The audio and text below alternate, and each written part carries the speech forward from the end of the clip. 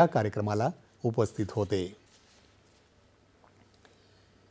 विधान परिषदेच्या शतक महोत्सवानिमित्त मुख्यमंत्री देवेंद्र फडणवीस यांच्या हस्ते आज विधान परिषदेनं संमत केलेली महत्त्वपूर्ण विधेयकं, ठराव आणि धोरणं या द्वितीय ग्रंथाचं नागपूर विधान भवनात प्रकाशन करण्यात आलं।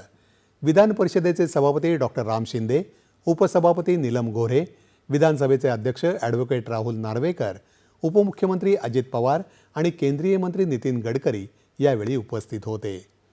आज प्रकाशित झालेला ग्रंथ अभ्यासक तसंच नव्या आमदारांसाठी उत्तम संग्रह असल्याचं प्रतिपादन मुख्यमंत्र्यांनी यावेळी केलं।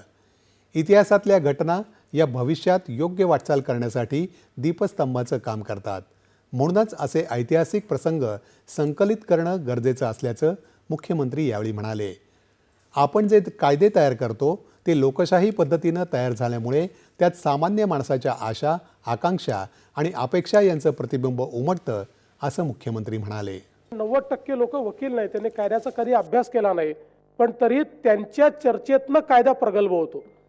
म्हणजे मी कधी कधी विचार करतो की हे जे कायदे आपण तयार करतो हे जर लोकशाही पद्धतीने झाले नसते तर कदाचित सामान्य माणसाच्या आशा, आकांक्षा, अपेक्षाचं रिफ्लेक्शन, प्रतिबिंब त्यात कधी उमटूच शकलं नसतं।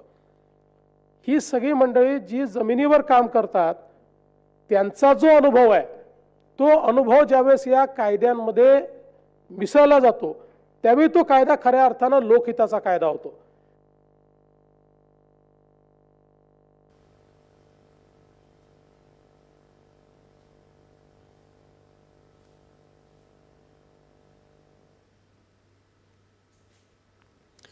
मुंबईतील जोगेश्वरी पूर्व इथं